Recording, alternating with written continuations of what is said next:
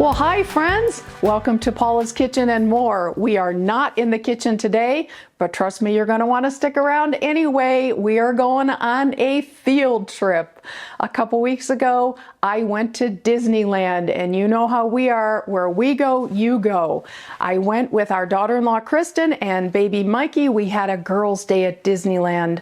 So, of course, because we had a toddler with us, we didn't visit every land and every ride, so don't expect that. This is really just our day. It was a beautiful day. The sky was bright blue, and we had a really wonderful time. Shout out to Kristen because she made the day so terrific.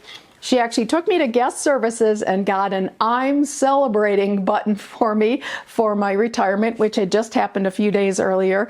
She also provided me a couple of pins for pin trading, which I never would have thought to do. I was just so excited, and honestly, I love the pins and I kept them. I didn't even trade them.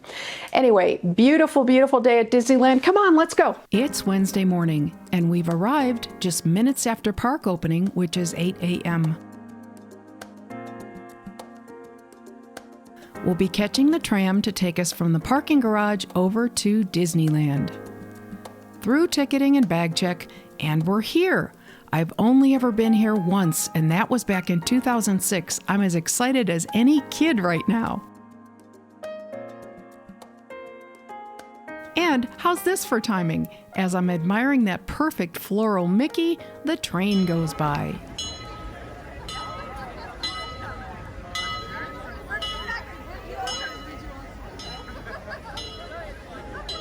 On the lamppost is the first of many iridescent 100 Years of Wonder emblems throughout the parks.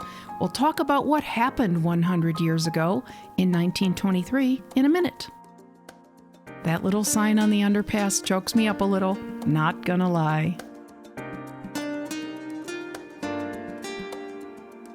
Hello from Main Street, USA, the gateway to all kinds of adventures, and the crowds are rushing to grab them all this morning. To our left is the firehouse, and above it, the private apartment where Walt Disney would sometimes stay while the park was being built. The light in the window is always left on in honor of Walt, in case his spirit stops in to visit. In the Main Street Cinema, I learned what the 100 Years of Wonder is celebrating. It was back in 1923 that a young Walt Disney moved from Missouri to LA, signed his first contract to make animated short films, and as they say, the rest is history. This park bench, though, was where the idea for Disneyland was born. Walt Disney took his young daughters to Griffith Park to ride the merry-go-round, and as he sat on the bench watching them, he dreamed of an amusement park where parents and children could have fun together. In this building are precious Disney memories and artifacts, like this original old hag circa 1970s, and Dumbo, who starred in both an animated classic and a live-action film.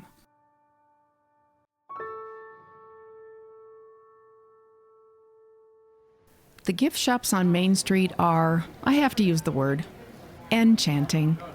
I love this one, so girly and beautifully detailed, and all the merchandise in here is perfect for a Disney princess.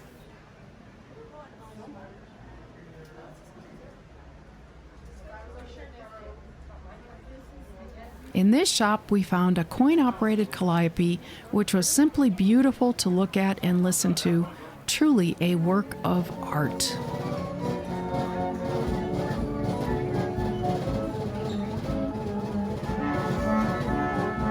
How could I resist this Walker's shortbread sporting a Scottish kilted version of Mickey Mouse? Sleeping Beauty Castle. It's the oldest Disney castle, and the only one whose construction was overseen by Walt himself. It's been here since opening day in 1955.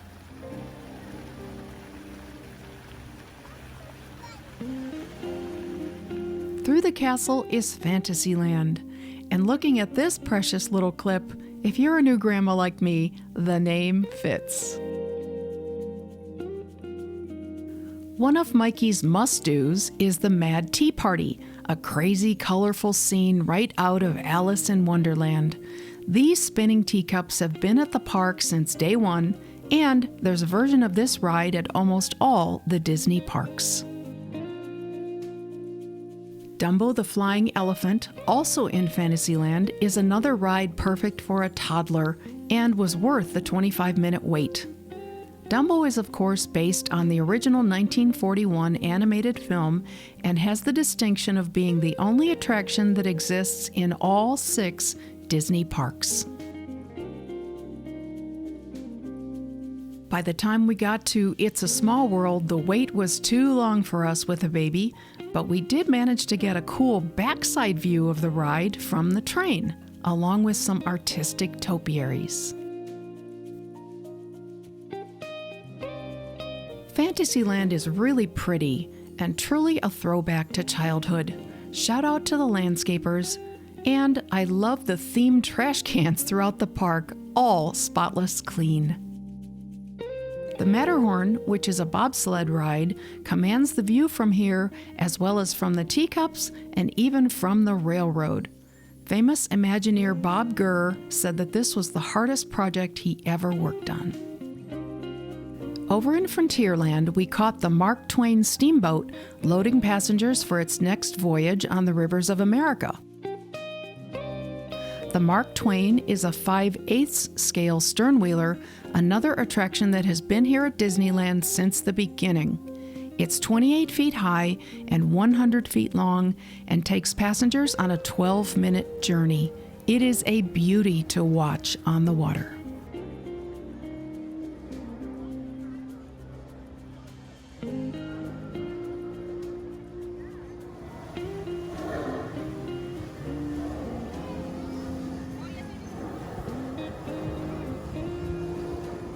Along the riverbank is this 5-ton section of petrified tree from Colorado, a gift to the park from Mrs. Walt Disney. Directly across from it is another original from 1955, the Golden Horseshoe, an old-timey saloon serving frontier-style meals. The sailing ship Columbia joined the Mark Twain here on the river in 1958 and runs on the weekends.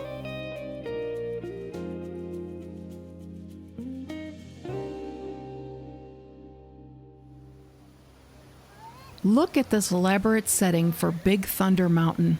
The terrain is inspired by the hoodoos at Bryce Canyon in Utah. It's a mine train ride, and we caught the train just as it sped by.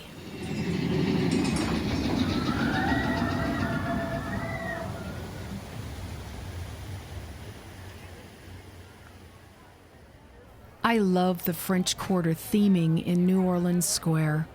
But by the time we got there, the crowds were at midday level, and much as I'd have loved to ride Pirates of the Caribbean, the wait was just too long. Kristen did point out the location of the famous Club 33, Walt's exclusive dining room for entertaining VIPs and guests. It's discreetly located at 33 Royal Street. New Orleans Square is one of the 4 stops on the Disneyland Railroad, so we decided to hop aboard and do the entire 20-minute round trip. To those just joining us, welcome aboard the Disneyland Railroad. To ensure Watch for dancing chickens. hands, arms, feet, and legs inside the train. And please watch your kids. The first leg of the journey took us through Critter Country, where Native American figures appear along the river.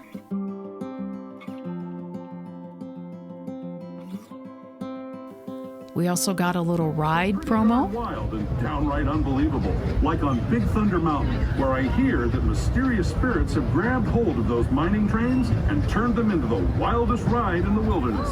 And at the station, I love this sign. Although, as of 2021, the number is more like 757 million. Fun fact, Disneyland has the largest attendance overall of any theme park ever. Off the train, we stopped to watch the action at Splash Mountain, Disneyland's log ride. It is set to close at some point and be rethemed into Tiana's Bayou Adventure next year in 2024.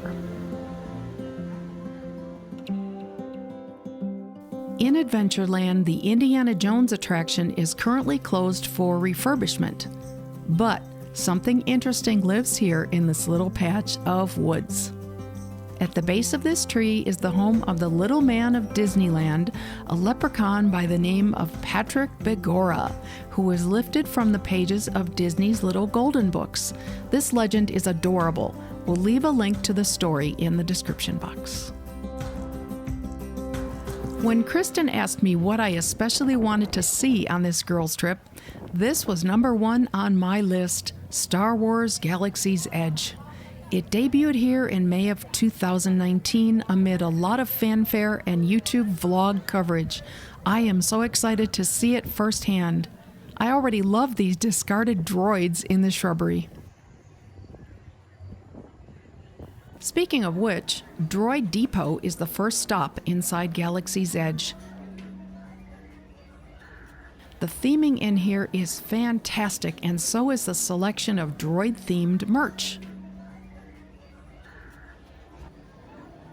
But that's nothing compared to this. It's a bona fide build-your-own droid factory. I was totally mesmerized by the conveyors full of parts. This is taking theming to a level that I have never seen before anywhere.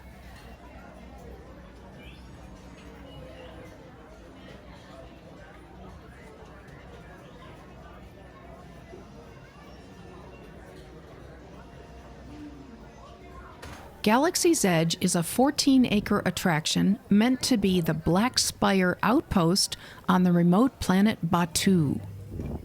Up there is Kylo Ren's First Order TIE Echelon. Note the spires against the sky. Per the Disney Imagineers, those are petrified remains from an ancient Batuu forest. Inside there is Oga's Cantina, but you can't score a table without a reservation. Stepping through the next archway, this plaza is home to Han Solo's infamous Millennium Falcon.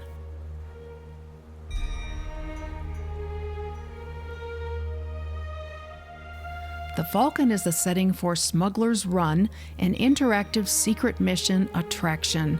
I just love it in here. Need a new lightsaber? Stop into Doc Ondar's Den of Antiquities. They've got the galaxy's rarest treasures. And you can try before you buy. Just look up at the incredible detail. It is no wonder Galaxy's Edge was named one of Time magazine's World's Greatest Places in 2019. Inspiration for the outpost was drawn from real-world locations in the Middle East and Northern Africa. It is truly one of the most immersive things I have ever experienced. And adding to the atmosphere, here's Boba Fett interacting with the kids and families in the bazaar.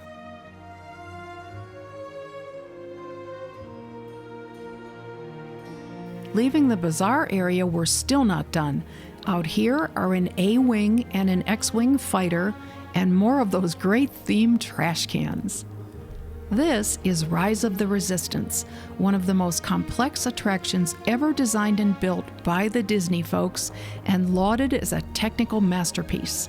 Guests find themselves in an epic battle between the First Order and the Resistance, guided by original Star Wars film actors. Back in the present and back on Main Street, we were just in time for a Disney character sighting, a preview of the Magic Happens parade, which was due to start just a few days later. Okay, we are off across the plaza to spend the rest of our afternoon at Disney California Adventure, and I am loving these celebratory banners. DCA opened in 2001, Disney's homage to all things California. This bustling avenue lined with palms leads through Hollywoodland. And hand in hand with that, of course, is live entertainment.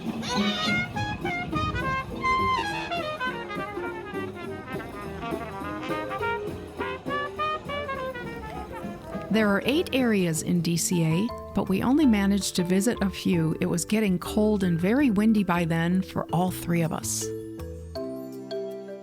Celebrating 100 years. The impressive Grizzly Peak. This dizziness-inducing floor, which, by the way, Mikey loves. Marvel superheroes. And Disneyland's cats. Did you know there's a website dedicated to these rodent hunting residents of the park? The other must-do on my list was this, Cars Land. Dale and I absolutely love that Pixar classic. It chokes us up every time. I cannot wait to visit Radiator Springs. Cars Land opened at DCA just over 10 years ago, a lovingly created replica of Radiator Springs set on 12 acres. All the businesses we know and love from the film are along the road here: Tomater, Sarge's Hut, Flo's Cafe, the Cozy Cone Motel, and Luigi's. The big draw here is the Radiator Springs Racers, a 2-car race course up and through the mountains outside of town. Just looking at these rock formations and desert plantings, it's about as authentic as anything along the real Route 66. Thank you so much for coming along to Disneyland with me. Wasn't that fun? I wanted to go on those cars. So let me invite a guest into frame. It's my better half, Mr. Dale. Hi, everybody. I didn't decide, but Paula said, why don't you come in and tell them a little story about why we went to Disneyland in the first place, right? Yeah, back in 2006. Why were we there? It wasn't planned. It was totally accidental. No, it wasn't planned at all. Actually, we were going through a little bit of turmoil, not between us, but just in our life in general. Yeah. And we took a little trip to California. Our car absolutely broke down. They couldn't find a part. There was a computer that they had to send away for. Yeah. So I had been retired already from show business. Paula was still working. She actually took a couple of days off because of this. A week off because that's how long we had to wait. Yeah, because we didn't want to have to drive back and forth and to come back. We thought it was going to be one day to get the car fixed. Anyway, there was a lot of bad things happening. Our niece had passed away. We were going through some tough stuff. So we decided, let's go to Disneyland. We've never been there before. Spur of the moment, totally. It was May of 2006. So we get into the park in Disneyland. I'm going to get choked up. I'm going to try not to get choked up on this. Like I said, a lot of things were not going well. We walked into the Disneyland park. We're standing there. I'm just standing there. I'm absolutely agog. I'm looking. My mouth is wide open. I must have looked like I really had a problem or something, or was looking for something, because a cast member came up to me and said, "Hi, is there anything I can help you guys with?" And I looked at her and I said, no. I said, this is just so overwhelming. It's just amazing. And I was getting all choked up because it was just a different world when you walk in there, right? It is. Yeah. Right. This cast member goes, "Have a magical day." And I lost it. You're losing it again. I lost it. I absolutely lost it because, it was just almost like she had ESP, that something was going on, and she just came over and just, what can I do to help? That's my story. And honestly, you guys, I think that is the underlying reason why we never went back. Yeah, because we don't want to ruin that experience. We thought it was such a perfect day that we never thought it could live up to it again, I guess. Yeah. Anyway, I had a wonderful day with the girls. In fact, it was so great that I'd love to make it an annual tradition, truly. I think you should. Yeah. I picked up a pen to commemorate the 100 Years of Wonder, and I'm so happy to have that. And it actually reminded me, when we were there in 2006, Disneyland was celebrating their happiest homecoming on Earth, which was the park's 50th anniversary. And I dug up some old photos because that was a lifetime ago. And we had a nice camera back in the day, so we just wanted to show you a couple comparisons. I love that. Here's Main Street in 2006 and Main Street today. And Sleeping Beauty Castle in '06, Sleeping Beauty Castle today. They had an awesome parade in honor of the happiest homecoming, and we have a couple of snapshots from that too. There was no video back in the day, but I'm really happy to have the photos. It was great memories. It was, yeah, it was a terrific memory, and it was one of those things that honestly it just sticks in your head, and every time I think back on it, I get all misty. You sure do. That's just the way I am. Anyway, folks, thank you so much for going along to Disneyland on this Paula's Kitchen and More episode. Next week, I think we'll be back in the kitchen. Meanwhile, before I sign off, is there anything you'd like to say to these nice people? Dale. Oh, wow. I think I have a royalty on that, but I'll let you do it for one time only. Yeah. I might have to pay you a fee. Yeah, I think you're going to have to. I just want to thank everybody for subscribing to this channel and for coming over and helping us out. We really needed this channel to have a cooking channel and a Las Vegas channel. Just didn't work. The algorithms just didn't work. Yeah. Thanks everyone for being with us. We appreciate you so much. Subscribe, like, share, comment, and interact with me. I love having you on this journey. Bye-bye, everybody. Everyone.